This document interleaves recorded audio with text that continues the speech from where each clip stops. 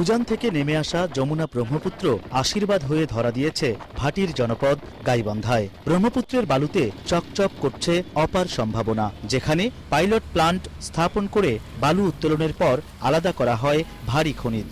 এরপর বিভিন্ন প্রক্রিয়ায় বের করা হয় মূল্যবান খনিজ রুটাইল, ইলমেনাইট, ম্যাগনেটাইট, জিরকন ও গার্নেট। পরীক্ষামূলক উৎপাদনে এসে প্রথম বছরের শুরুতে 1% এবং শেষের দিকে গড়ে 3% ভারী খনিজ আহরণ করে এভারলাস্ট মিনারেলস কোম্পানি লিমিটেড। 1% ভারী খনিজ উপস্থিতি ওনারা পেয়েছেন এবং শেষাংশে তারা আরও বলেছেন যে 3.5% তাদের খনিজের উপস্থিতি তারা নিশ্চিত করেছেন। এবার এই বালু থেকে 8% ভারী খনিজ আহরণের লক্ষ্য অস্ট্রেলিয়ান কোম্পানিটির। এই লক্ষ্যমাত্রা পূরণ হলে কোম্পানিটি বাণিজ্যিকভাবে উত্তোলনে যাবে।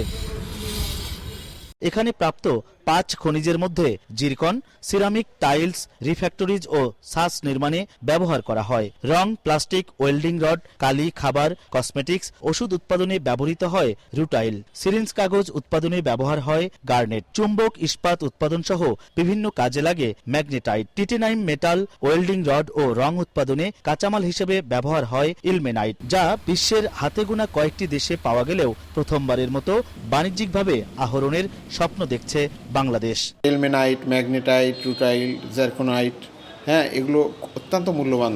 এই খনিজ পদার্থগুলো মূলত আমরা বিদেশ থেকে ইম্পোর্ট করতে হয় এবং অনেক ব্যয়বহুল। এই বালু থেকে গড়ে 8% ভারী খনিজ আহরণে সফলতা অর্জন করলে 10 মিটার গভীরতায় প্রতি বর্গ কিলোমিটার বালুচর থেকে 1,20,000 টন ভারী খনিজ পাওয়া সম্ভব বলে ধারণা করা হচ্ছে, যার আনুমানিক বাজার মূল্য প্রায় 24 কোটি টাকা। বিশ্বের প্রায় 50টা দেশে আমাদের সিরামিক শিল্পের বিভিন্ন ধরনের ফিনিশ প্রোডাক্ট রপ্তানি করা হয়ে থাকে। ফলে এই খাতেও প্রচুর পরিমাণে জিরকনের ব্যবহার হয়ে থাকে।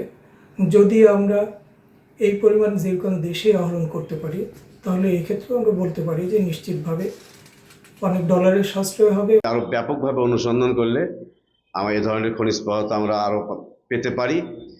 এর মাধ্যমে দেশের আমূল অর্থনৈতিক পরিবর্তন আনা সম্ভব।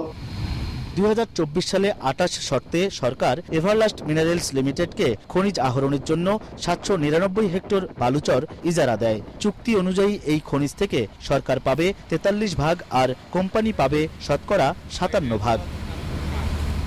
পরীক্ষামূলকভাবে উৎপাদন প্রক্রিয়ায় সফল হলে এরপর বাণিজ্যিকভাবে খনিজ আহরণ প্রক্রিয়া শুরু করবে এভারলাস্ট মিনারেলস লিমিটেড।